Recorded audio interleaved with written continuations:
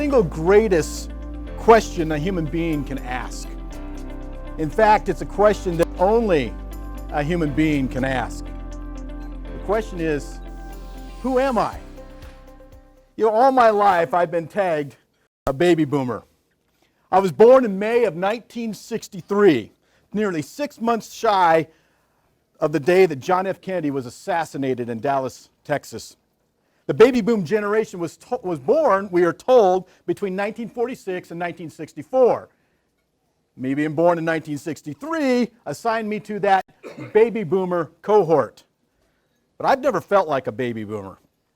It's never been part of my psyche, my personality, my generation. You see, my first cultural memory wasn't a dead president, but a live moonshot.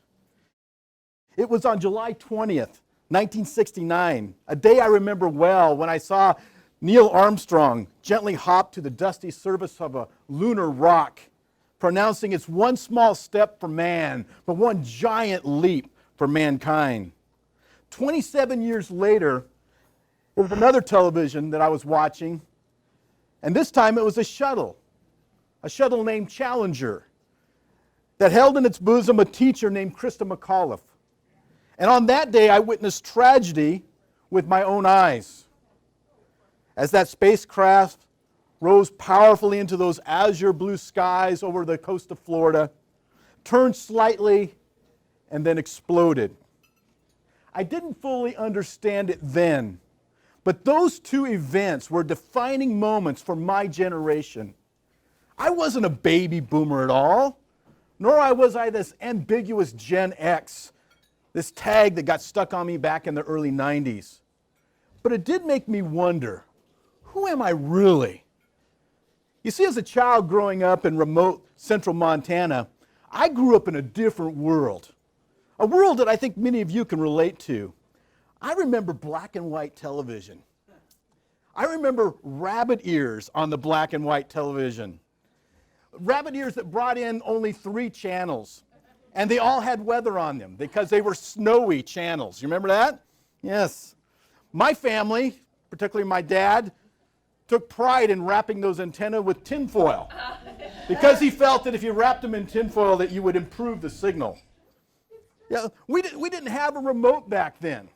I was the remote. You remember that? My dad would bark, "Rick, go change the channel," and I would click, click, click. I also was the answering machine for our family phone. You know, back then, we had all our phone numbers memorized, didn't we? Yeah.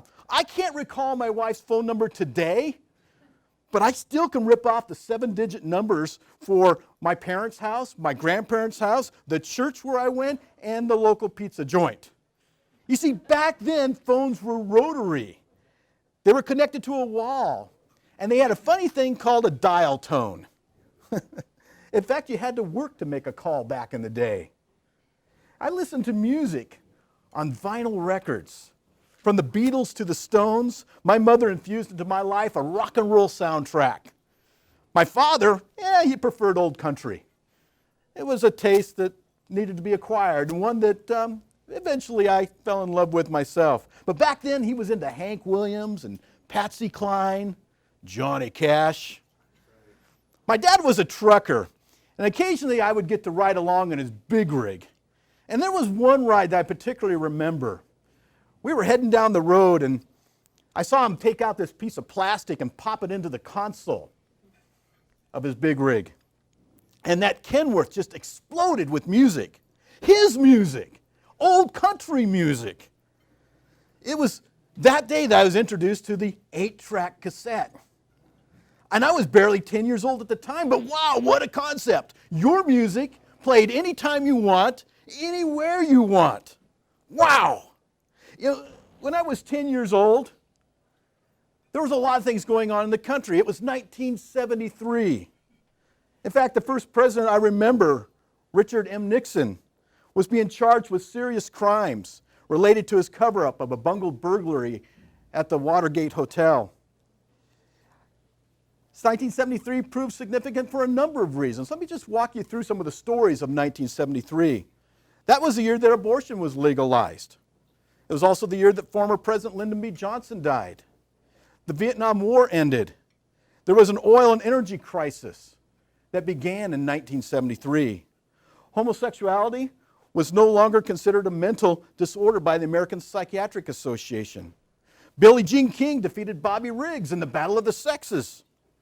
O.J. Simpson rushed for over 2,000 yards that season, which was a huge feat. It was something that was eventually repeated a couple times, but at that time it was just amazing. And then there was Elvis. He performed as one of his more famous concerts in Hawaii. And of course, the World Trade Center and the Skylab. 1973 was also the year that the first cell phone call was made. And then there was this new arcade game called Pong. Remember Pong? In short, when you looked at my generation, even if you looked at 1973, it was glory and catastrophe.